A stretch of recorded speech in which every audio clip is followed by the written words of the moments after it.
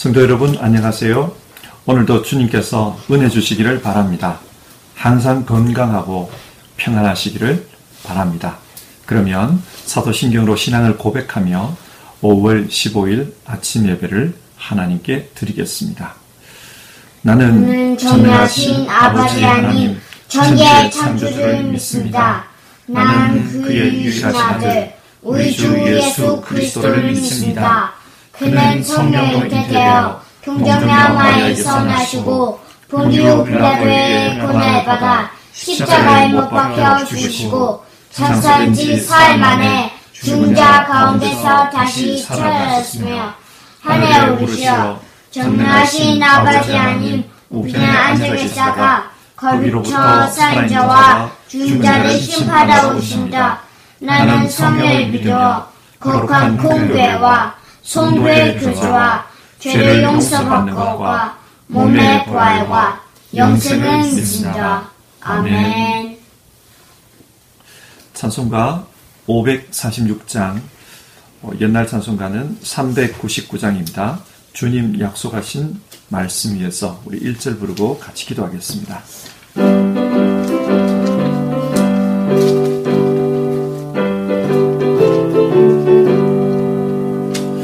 주님 약속하신 말씀 위에서 영원토록 주를 찬송하리라.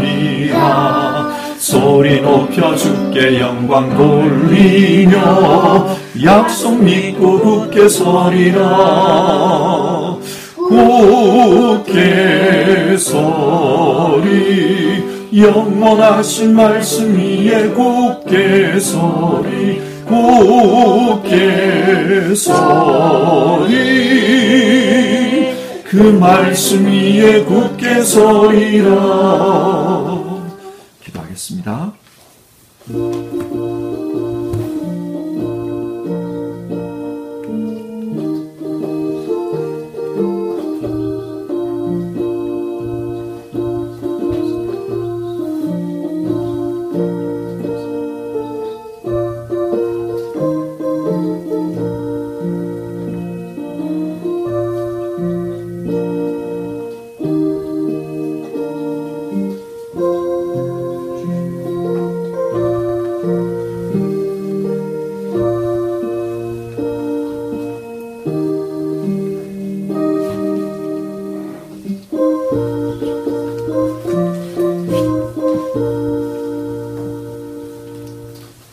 하나님, 오늘도 하나님 앞에서 마음을 다하고 뜻을 다하고 힘을 다해서 예배할 수 있게 해주셔서 감사를 드립니다.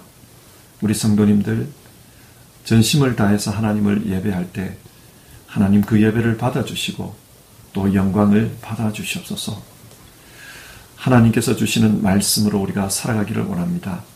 그리고 주님 말씀 위에 서서 정말 말씀의 길을 걸어가는 우리 모두 되기를 원합니다. 오늘 하루 주님의 말씀에 따라 살아갈 수 있도록 우리에게 은혜를 주시기를 바라고 그 말씀으로 우리를 인도해 주시옵소서. 귀하신 예수님의 이름으로 기도드립니다. 아멘. 함께 읽으실 성경 말씀은 구약성경 역대상 21장 1절에서 8절까지의 말씀입니다. 역대상 21장 1절에서 8절입니다. 주어진 말씀 한 절씩 교독해서 읽겠습니다. 사탄이 일어나 이스라엘을 대적하고 다윗을 충동하여 이스라엘을 계수하게 하니라. 다윗이 요압과 백성의 지도자들에게 이르되 너희는 가서 브엘세바에서 단까지 이스라엘을 계수하고 돌아와 내게 보고하여 그 수효를 알게 하라 하니. 요압이 아뢰되 여호와께서 그 백성을 지금보다 100배나 더하시기를 원하나이다. 내 주 왕이여, 이 백성이 다 내 주의 종이 아니니까 내 주께서 어찌하여 이 일을 명령하시나이까? 어찌하여 이스라엘이 범죄하게 하시나이까 하나. 왕의 명령이 요압에 재촉한지라. 드디어 요압이 떠나 이스라엘 땅에 두루 다닌 후에 예루살렘으로 돌아와 요압이 백성의 수효를 다윗에게 보고하니 이스라엘 중에 칼을 뺄 만한 자가 110만 명이요 유다 중에 칼을 뺄 만한 자가 47만 명이라. 요압이 왕의 명령을 마땅치 않게 여겨 레위와 벤야민 사람은 계수하지 아니하였더라. 하나님이 이 일을 악하게 여기사 이스라엘을 치심해 다윗이 하나님께 아뢰되 내가 이 일을 행함으로 큰 죄를 범하였나이다. 이제 간구하옵나니 종의 죄를 용서하여 주옵소서. 내가 심히 미련하게 행하였나이다 하니라. 아멘.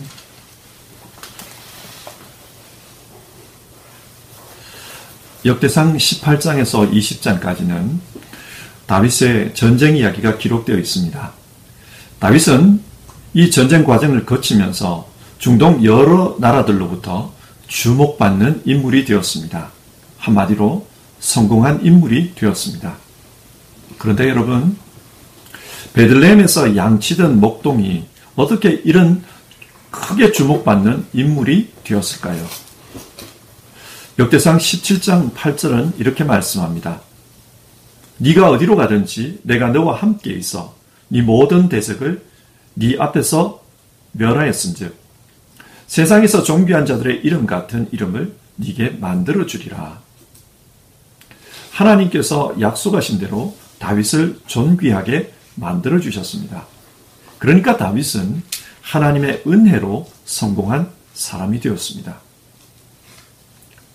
그러나 많은 경우 성공하고 나면 딴 생각을 하는 것을 봅니다. 신문에서 읽은 이야기인데요. 이름만 되면 알 수 있는 어떤 축구선수 이야기였습니다. 이 사람은 브라질의 빈민가에서 태어났지만 탁월한 재능으로 스타가 되었습니다.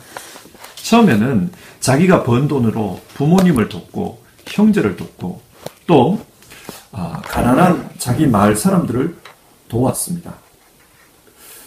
그러나 시간이 지나면서 점점 부가 쌓이고 인기가 높아지면서 이 사람이 그 인기에 취해버렸어요.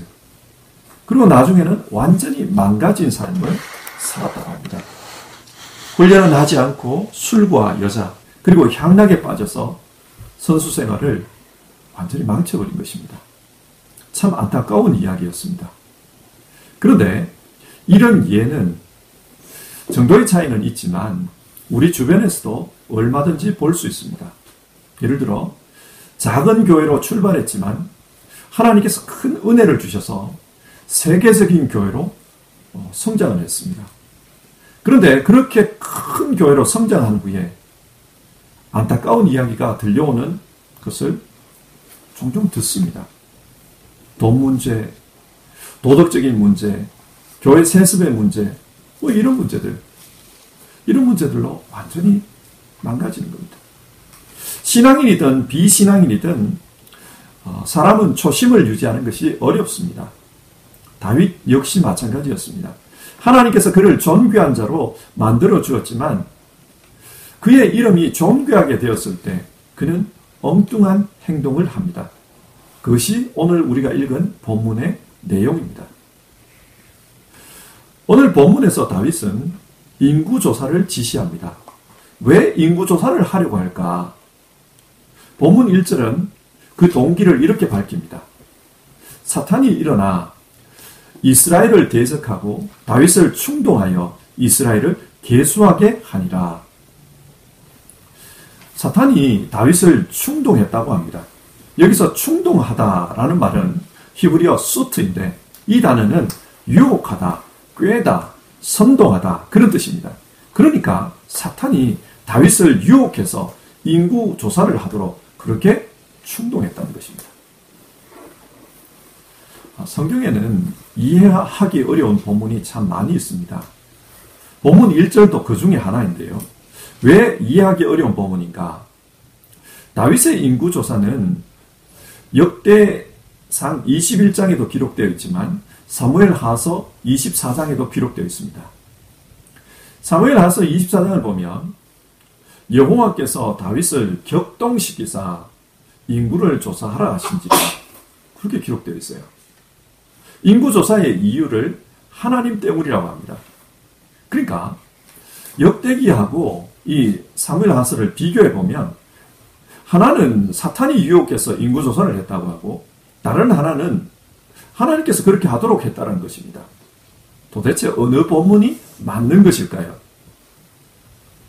둘 중에 하나가 맞다면 다른 하나는 틀렸다는 말인데 그러면 하나님의 말씀이 틀렸다는 이야기가 됩니다. 그래서 일부 신학자들은 이렇게 해석하는 것이 좋겠다 제안을 합니다. 어떻게 해석하는 게 좋냐?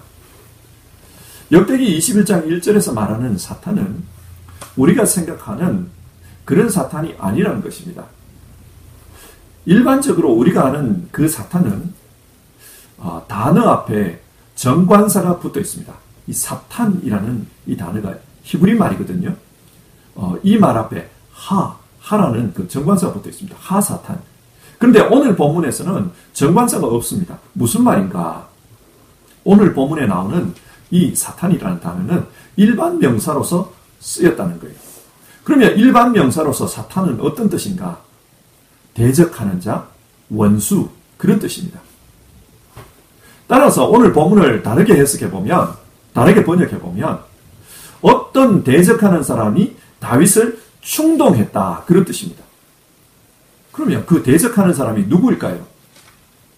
정확하게 알 수는 없지만 아마 다윗 주변의 인물이었던 것 같아요. 예를 들어 다윗에게 정책을 제안하는 신하 중 하나가 인구조사를 했으면 좋겠습니다. 그렇게 제안한 것 같습니다. 왜 인구조사를 제안했을까?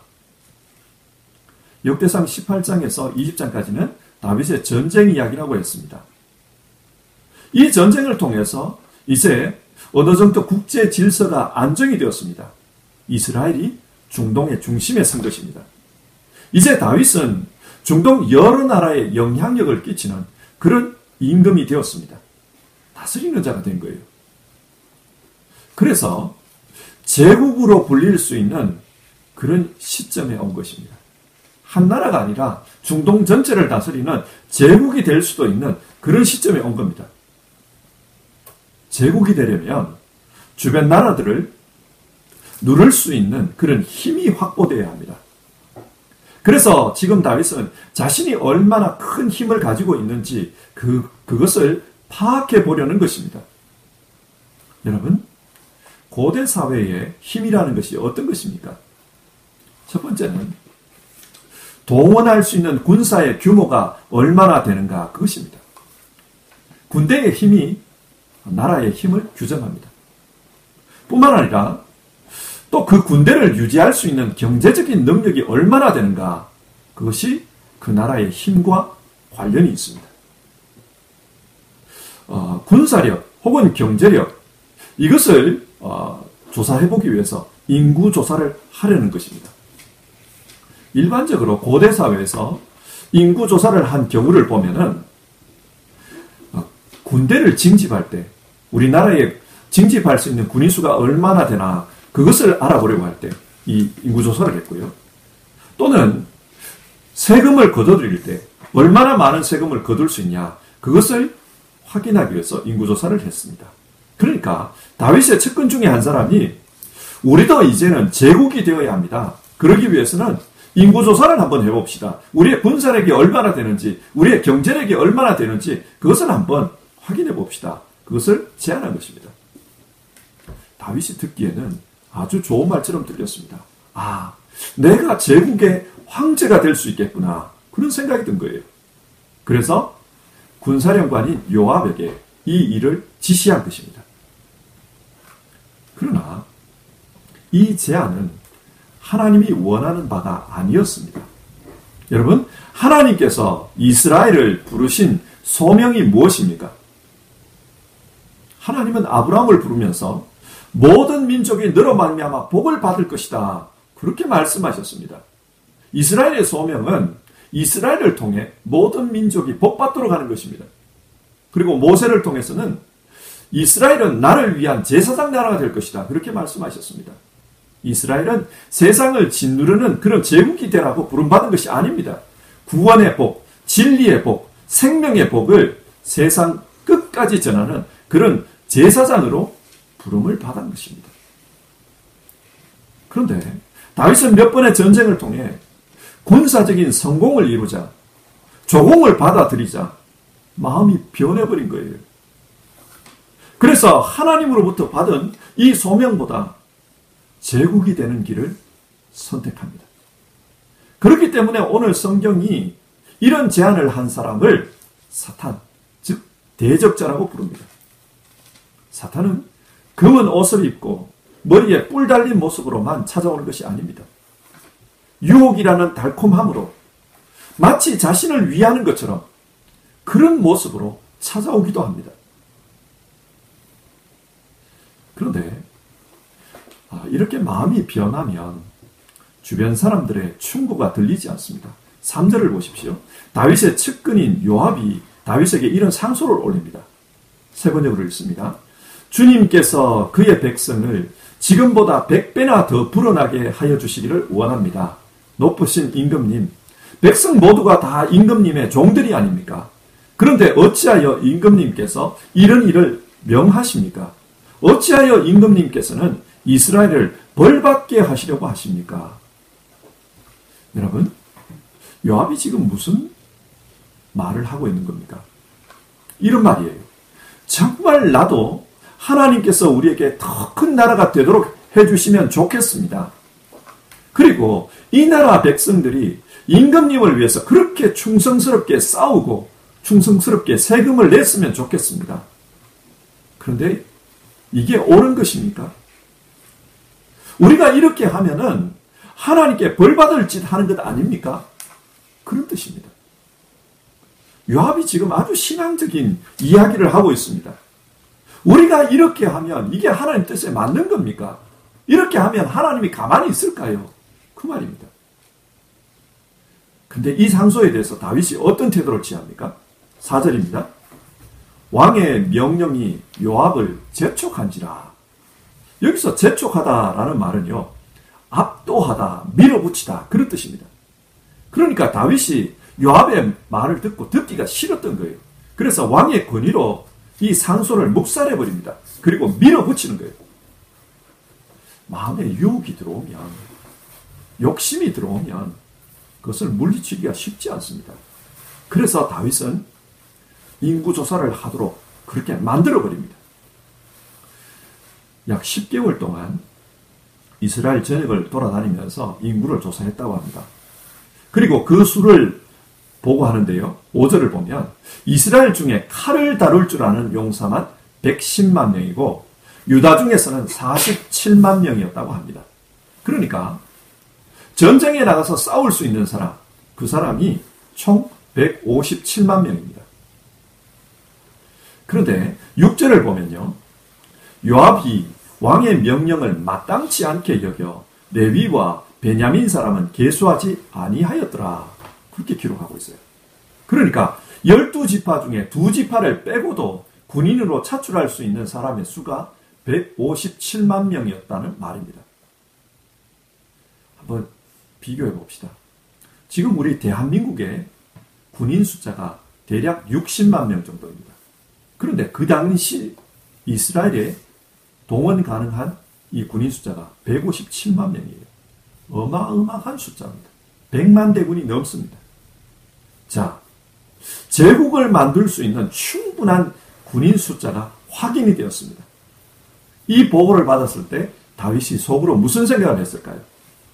아, 나도 이제 황제가 될 수 있겠구나. 자신의 뜻을 이룰 수 있겠구나. 그 생각을 했을 것입니다. 그런데 하나님께서 가만히 있지를 않습니다. 7절입니다. 하나님이 이 일을 악하게 여기사 이스라엘을 치시네. 하나님께서 이 일을 악하게 여기셨습니다. 여기서 하나님이 이 일을 악하게 여기셨다. 이 말을 히브리어로 보면 사무엘하서 11장 27절의 그 구절과 거의 문자적으로 유사합니다. 그러면 사무엘하서 11장 27절이 무슨 내용인가? 어떤 맥락에서 사용되는가? 다윗이 바세바와 바람이 났어요. 그래서 바세바의 남편인 우리아를 죽여버립니다. 우리아가 죽었다는 소식을 듣고 바세바를 자기 아내로 차지합니다. 그때 하나님께서 다윗에게 내린 평가가 하나님이 이 일을 악하게 여기셨다. 그거였습니다. 무슨 말입니까? 하나님께서는 지금 다윗이 인구조사를 한 이 사건을 바세바 사건만큼이나 악하게 보고 있다는 말입니다. 그래서 이스라엘을 치십니다. 어떤 방식으로 치셨는지는 정확하게 나오지 않습니다. 큰 사고가 일어났는지 아니면 질병이 돈 것인지 모르겠으나 누가 봐도 이것은 재앙이다. 누가 봐도 이것은 하나님이 내리신 재앙이다. 그런 일이 일어났다는 거예요. 그래서 다윗이 자신의 죄를 깨닫습니다. 8절인데요. 다윗이 하나님께 아뢰되 내가 이 일을 행함으로 큰 죄를 범하였나이다. 이제 간구하옵나니 용서하여 주옵소서. 내가 심히 미련하게 행하였나이다. 다윗이 이 재앙을 받고서는 하나님 앞에 용서를 구합니다. 하나님, 내가 죄를 지었습니다. 여기 보면 내가 심히 미련하게 행하였나이다. 그런 표현이 나와요. 여기서 미련하게 행했다는 말은 영적인 이해가 부족해서 어리석게 판단했다. 그런 뜻입니다. 다윗이 인정해요. 내가 영적으로 깨어있지 못해서 어리석은 판단을 했습니다. 하나님 나를 용서해 주십시오. 그렇게 회개합니다. 자, 이런 질문을 해봅시다. 여러분, 왜 인구조사가 하나님 보시기에 그렇게 악한 행동일까요? 일반적으로 인구조사는 악한 것이 아닙니다. 그러나 다윗이 한 이 인구조사는 악한 것이었습니다. 왜 악합니까? 하나님은 다윗을 통해 이 땅에 하나님 나라가 이루어지는 것을 꿈꿨습니다. 다윗을 통해 이 땅에 하나님 나라가 드러나는 것을 계획하셨습니다. 그 하나님 나라는 이웃 국가들을 힘으로 짓누르는 그런 제국이 아닙니다. 믿음을 통해 영적인 축복을 땅끝까지 전해주는 그런 나라였습니다. 그런데 다윗이 영적인 이해가 부족해서 미련한 행동을 한 것입니다. 예를 들어서요. 여러분이 가난한 나라의 선교사로 파송받았다고 한번 가정해 봅시다. 하나님께서 여러분을 통해 복음을 전하라고 그 나라로 보내셨습니다. 그런데 가서 살아보니까 그 나라 사람들은 너무 가난하고 힘도 없습니다. 지식도 없습니다. 그래서 여러분들이 이렇게 하면 이 사람들을 내가 이렇게 할 수 있겠다. 그 생각이 든 거예요. 그래서 여러분이 가지고 있는 힘과 지식으로 그 사람들을 눌러버립니다. 꼼짝 못하게 포섭해버립니다. 꼼짝 못하게 만들어버렸어요. 그러면 그 사람들이 여러분들을 존경하면서 여러분들이 전하는 복음을 믿을까요? 절대로 믿지 않습니다. 지금 다윗이 그런 짓을 하려고 한 것입니다. 그래서 하나님 보시기에 악한 행동이었습니다. 자, 오늘 말씀을 한번 정리해 봅시다. 하나님께서 다윗에게 복을 주셨습니다. 그리고 그 복으로 예배 공동체, 신앙 공동체를 이루어 주변 여러 나라들에게 하나님의 복을, 신앙의 복을, 영적인 복을 흘려보내는 그런 역할을 하기를 원하셨습니다. 그런데 다윗은 세상적인 유혹에 빠졌습니다. 제국의 황제가 되고 싶었습니다. 그러다가 하나님으로부터 매를 맞았습니다. 이것이 오늘 본문의 내용입니다. 여러분, 성경이 이 본문을 통해서 오늘 우리에게 교훈하는 바가 무엇입니까? 세상에서 성공하는 것은 좋은 것입니다. 하나님께서 복을 주셔서 권세 있는 사람이 되는 것은 좋은 것입니다. 그런데 하나님께서 왜 이런 복을 주셨나? 그 이유를 망각하고 자기 의를 드러내는 그런 삶을 살려고 하면 그 복이 그 사람에게는 매가 되어서 돌아온다는 사실입니다. 따라서 하나님이 주신 사명, 하나님께서 내게 왜 이런 복을 주셨나? 그것을 깨닫는 것이 중요합니다. 하나님이 주신 사명을 우리는 기억해야 합니다. 어떻게 기억할까요? 하나님은 이스라엘 백성에게 절기를 지키라고 명하셨습니다. 왜 절기를 지키라고 했을까? 쉽게 망각하고 또 변질되기 쉽기 때문입니다. 예를 들어 6월절을 한번 생각해 봅시다. 6월절은 하나님께서 우리를 어떻게 구원해 주셨나 그것을 기억하게 하기 위한 절기입니다. 그래서 매년 6월절 어린 양을 잡습니다. 어린 양의 피냄새를 맡으면서 하나님께서 우리 죄를 용서하시기 위해서 이렇게 대신 희생당하게 하셨구나.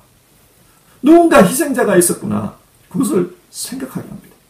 그리고 누룩 없는 빵, 또 쓴 나물을 먹으며 그 당시 이스라엘이 얼마나 어려운 상황이었는데 하나님께서 우리를 건져주셨나. 그것을 기억하게 합니다. 이런 절기 예배를 통해서 하나님께서 베풀어 주신 첫사랑을 기억하게 합니다. 뿐만 아니라 하나님의 장자로서 죽지 않고 살아남은 하나님의 장자로서 우리는 어떻게 살아야 하는가? 그 사명에 대해서 생각하게 만듭니다. 하나님은 이렇게 예배를 통해 하나님의 사랑과 또 하나님께서 주신 소명을 기억하며 살게 하셨습니다. 자, 이 말씀을 우리에게 한번 적용해 봅시다. 하나님은 우리에게도 사명을 주셨습니다. 우리에게도 은혜를 베풀어 주셨습니다. 그래서 그 은혜를 기억하고 그 사명을 생각하며 이 땅에서 믿음으로 살게 하기 위해서 예배라는 제도를 정해 주셨습니다. 예배를 통해서 우리가 어떤 존재인지 또 우리의 사명이 무엇인지 그것을 기억하며 살기를 원하셨습니다.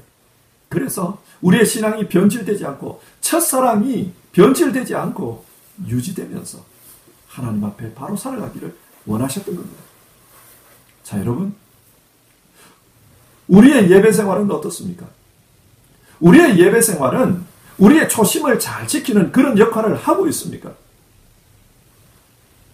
매주일마다 예배를 드립니다. 또 매일 아침마다 예배를 드립니다. 어쩌면 습관이 되기 쉽고 식상하기 쉬운 그런 예배입니다. 그래서 우리의 예배가 만약 타성에 젖어버리면 우리 역시도 다윗과 같이 변질될 수 있습니다. 세상에서 황제가 되는 것을 우리의 꿈으로 알고 그렇게 살아갈 수가 있습니다.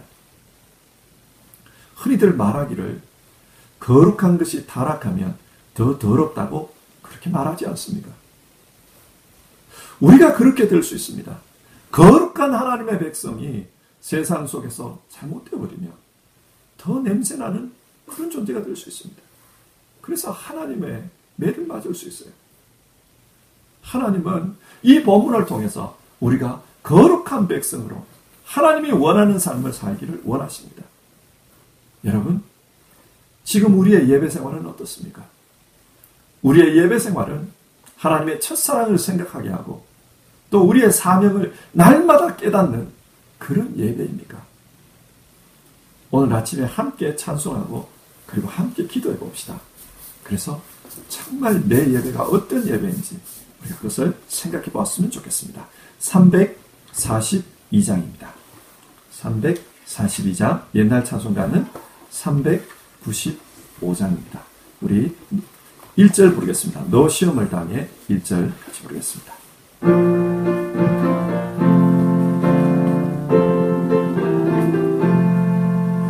너 시험을 당해 죄 짓지 말고 너 용기를 다해 곧 물리치라.